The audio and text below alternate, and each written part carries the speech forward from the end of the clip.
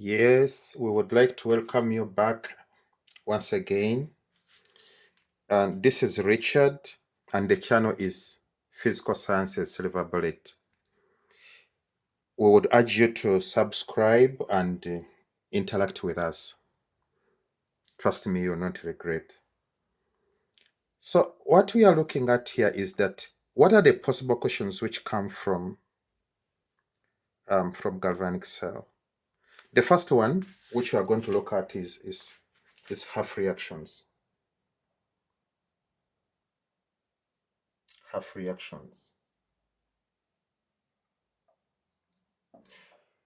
Now, here, the examiner deserves the right to use the terms he desires or she desires.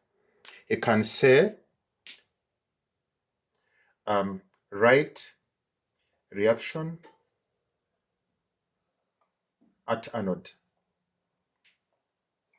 And we all know that reaction at anode is oxidation. It can also use another kind of, it can say, write reaction at a cathode.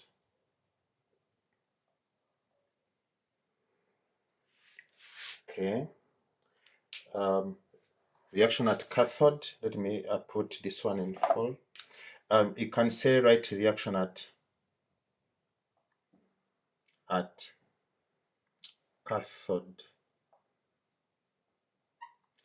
We know that reaction at cathode is a reduction.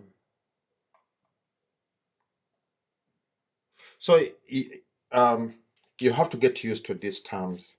You can say reaction at anode, which is oxidation, or they can say reaction at cathode, which is reduction. So when the question comes like this one, what is your approach? The approach is simple. You have to go and you compare these two elements under comparison. Here we are having copper and silver. And we gave you the two approaches of assessing which one is cathode and which one is anode. We said you can use table 4b. In the table 4b, the element which comes first is the anode. So between copper and silver, which one comes first is copper. So copper is the what? Is the anode. And the silver comes later, so is the what? Is the cathode. We gave you also a second approach to use. We said you can use the values of standard reduction potential. And the one which is most positive is the one which undergoes reduction. And the one which is less positive is the one which undergoes oxidation. So you have two approaches to use at your disposal. You choose one. So now we have already identified our cathode and our anode. What happens at anode?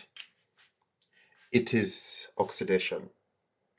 And oxidation, what is going to be oxidized is copper. So this is how oxidation of copper takes place. It's going to be copper, which is solid, being oxidized to copper ions, and those two electrons are there. That's the reaction which takes place at anode. We know that at cathode it is the reduction which takes place. And what is being reduced? These are the silver ions. So the reaction is going to be in this manner. The silver ions take up that vital electron to become silver solid. So these are the half reactions which take place at anode and cathode. Now, next, we are now looking at the net reaction. What we call net reaction is the sum of the two reactions which take place at the two electrodes.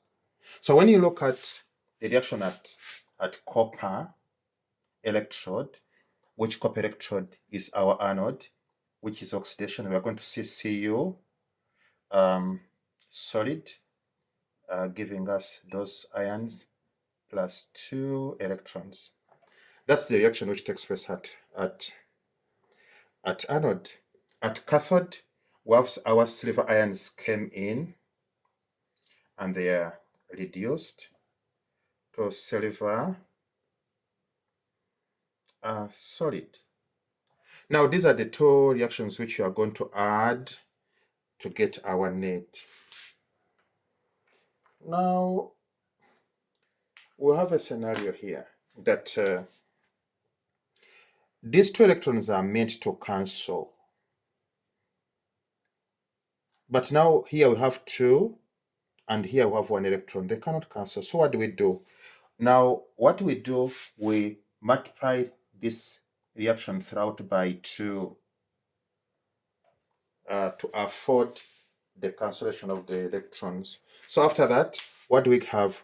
We have these electrons crossing out with these 2.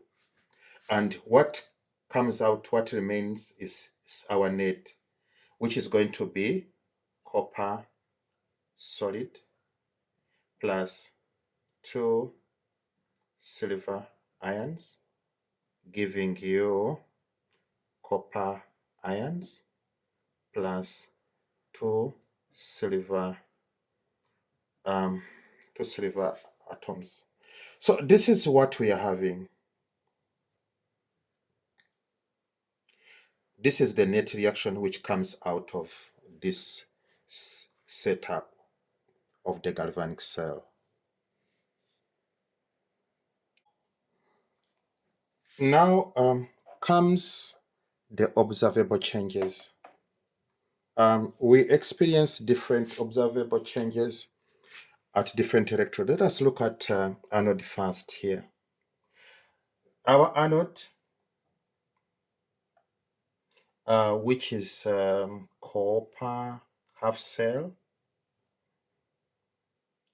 it experienced oxidation, which is going to be copper solid changing to copper ions plus 2 electrons. So this reaction gives us what we normally observe. Okay, let us look at something here. You have to remember that whatever is being oxidized here, it is the electrode. This electrode you see here, it is being oxidized. It is busy changing from solid to ions, spitting out ions. That one causes one observable change, which is decrease in the size, stock mass of anode. The anode will decrease in size and mass. Okay, we have another observation. You have to remember that this solution is blue because of the presence of copper ions. But what are we observing here?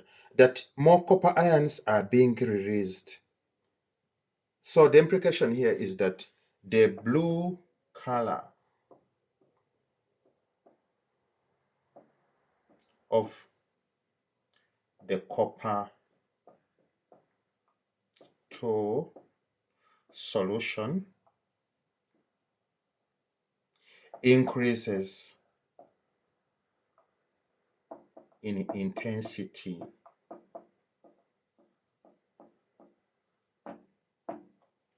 That is what we observe at our anode, which is copper in this case.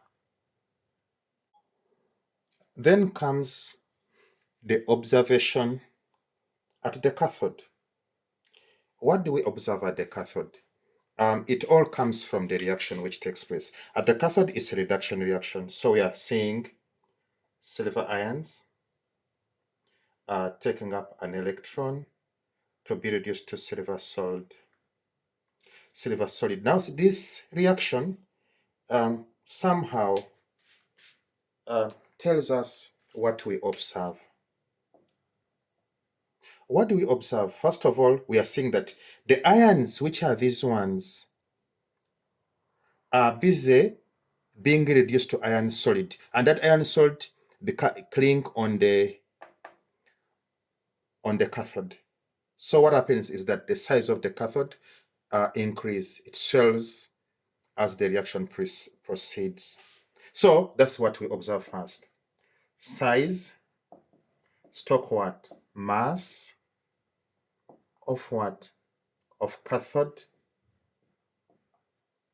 increase.